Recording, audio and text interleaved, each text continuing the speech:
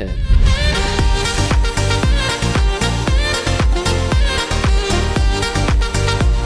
Italy has to be one of my all-time favorite countries. It's home to some of the world's most fascinating history, stunning towns, and pure Mediterranean vibes. From the jagged peaks of the Dolomites to the jaw-dropping coast of Sardinia, Italy has it all. Let's start this video off at the incredible Amalfi Coast. I have to say this is one of the most beautiful places, not just in Italy, but all of Europe. The Amalfi Coast is located in southern Italy, about a 3-hour drive from Rome. It's just hard to believe this place exists. Now, one of the most well-known towns on the Amalfi Coast is Positano. When you see this place in real life, you won't believe it. It's hard to beat the backdrop of the mountains filled with colorful villas against the Mediterranean Sea filled with boats and yachts. If you can handle the skinny roads, I definitely recommend just driving along the whole entire coastline and seeing all the beautiful towns. One notable place on the coast is the city of Trani. It's one of the best preserved medieval towns on the Amalfi Coast. If you want a more adventurous activity, you can take a hike on the Path of the Gods. Special thanks to my friend Logan Armstrong for helping me out with footage. He has an awesome vlog of the Amalfi Coast that I'll link in the description below.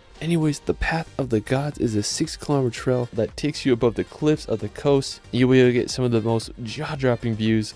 Just unreal. Now, the best time to visit the Amalfi Coast is around May or early fall. You'll be able to miss the summer crowds while still enjoying the warm Mediterranean weather. Now, just off the coast, there's an incredible island called Capri. Now, to get to Capri, you can take a 45-minute ferry from Naples for around 20 euros. Now, one of my favorite features of the island is the Faraglioni. It's an impressive sea stack that juts out of the island. There's this little archway. If you're sandy, you can drive a boat through. When you do go to Capri, I definitely recommend renting a boat. That'll be the best way you can see the entire island and find all its hidden grottos and just jaw-dropping coastline. Now, after Capri and the Amalfi Coast, we're going to head up to northern Italy to visit the Dolomites. I spent several weeks exploring the Dolomites, and I consider it to be some of the greatest days of my life. One of my favorite places in the Dolomites is Seceta. The green grass slopes contrasted with the jagged mountain ridge makes for one of the most unbelievable landscape combos in the world. Now, to get to Seceta, I took 2 gondolas up the mountain and made it to the top. When I got there, the clouds covered half the mountain, making it for one of the best views I've ever gotten.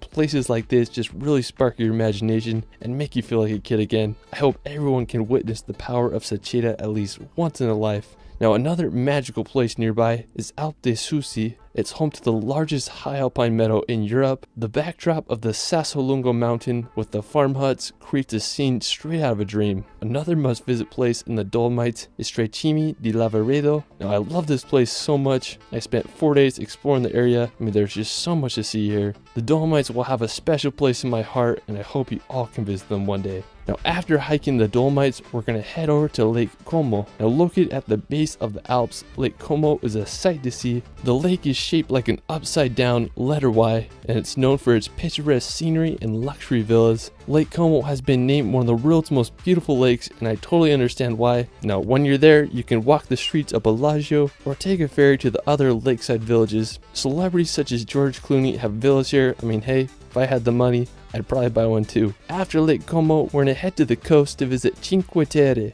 Now, Cinque Terre is made up of 5 seaside villages that date back to medieval times. The small fishing villages have lined the coast for thousands of years. During the Middle Ages, the villages started to be attacked from pirates, so fortifying walls were built to protect them from any future raids. Now, the small town of Vernazza is one of my favorites. It has the only natural port of Cinque Terre and remains one of the truest fishing villages on the Italian Riviera. I just can't get over these colorful houses and beauty of these cities. It's just hard to beat the charm of these Italian villages. After Cinque Terre, we're going to head to the second largest island in the Mediterranean, Sardinia. With some of Europe's best coastline, pristine beaches, and the clearest water I've ever seen, Sardinia is the place you gotta go. Now, one of the most impressive spots on Sardinia is the Baune coast. It's 40 kilometers of coastline that's made up of massive limestone cliffs and secluded beaches. Now, special thanks to my friend the Drone Book for helping out with footage. He has one of the best videos on Sardinia, and I'll link it in the description below. There's so many great places in it. Now, the Baune coast isn't the easiest place to reach. Most places require a hike or a boat ride, so if you do go, I definitely recommend renting a boat so you can see all the coast. Now one of my favorite places is Cala Gororite. It has this insane rock formation coupled with crystal clear water. I mean, I would just do anything, be cruising on a boat there right now. I mean, it's just a freaking paradise there. Now after Sardinia, we're going to head back to the mainland to visit Italy's capital of Rome.